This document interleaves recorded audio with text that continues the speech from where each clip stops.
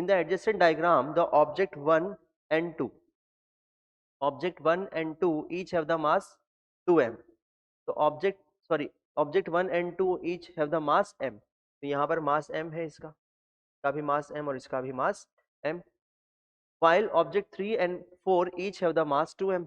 तो 3 और 4 का कितना है 2m, इसका भी 2m और इसका भी 2m. Note for lines A B C D line को हमें नोट करना है. ये है ए लाइन, ये है बी लाइन, ये है सी लाइन, और डी लाइन जो है किससे होकर के गुजर रही है, डी लाइन गुजर रही है 0.3 एंड 0.4 से.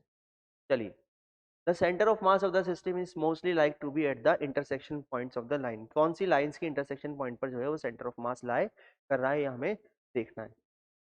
तो हम अगर एक्सीएम के बारे में बात करें, ये हम ले लेते हैं एक्स एक्सिस और ये हम ले लेते हैं वाई एक्सिस. ये है एक्स एक्सिस और ये है वाई एक्सिस. एक्स एक्सिस के बारे में बात करें तो ये है m और m, और ये है 2m और 2m. ठीक, तो ये हो जाएगा 2m टोटल और ये हो जाएगा 4m.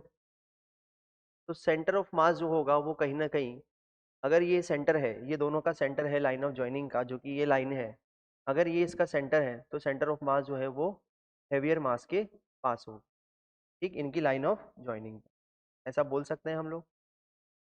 ठीक, इस तरफ शिफ्ट होगा, सेंटर में नहीं होगा. ये जो लाइन पॉइंट दिख रहा है हमें, ये बिल्कुल सेंटर में है. जबकि एक्स एक्सिस के लिए बात करें तो एक्स एक्सिस के लिए जो सेंटर ऑफ मास है वो किधर शिफ्ट हो चुका होगा ड्यू टू सिमेट्री, इस तरफ.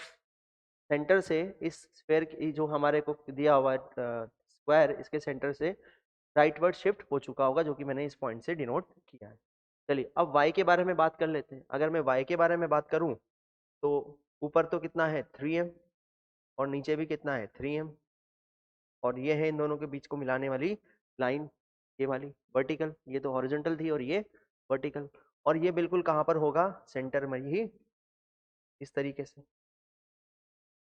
से क्या होगा, सेंटर में होगा, बिल्कुल सेंटर में होगा.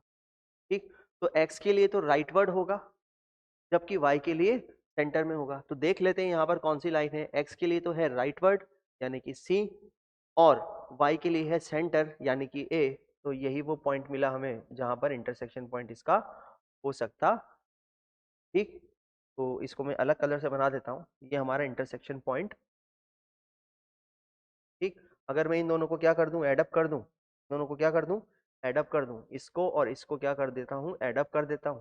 तो क्या मिल जाएगा मेरे को, एक लाइन तो ये मिलेगी, इसका सेंटर ऑफ मास यहाँ होगा, और एक लाइन मेरे को वर्टिकल मिलेगी ऐसी, का सेंटर ऑफ मास बिल्कुल उसके सेंटर में होगा. ठीक, तो इस तरीके से हमें इस सवाल को सॉल्व करना है. तो कौन सी आ जाएगी, ये आ जाएगी line A and line D. Means option कौन सा करेक्ट होगा हमारा, डी, ए एंड. चलिए,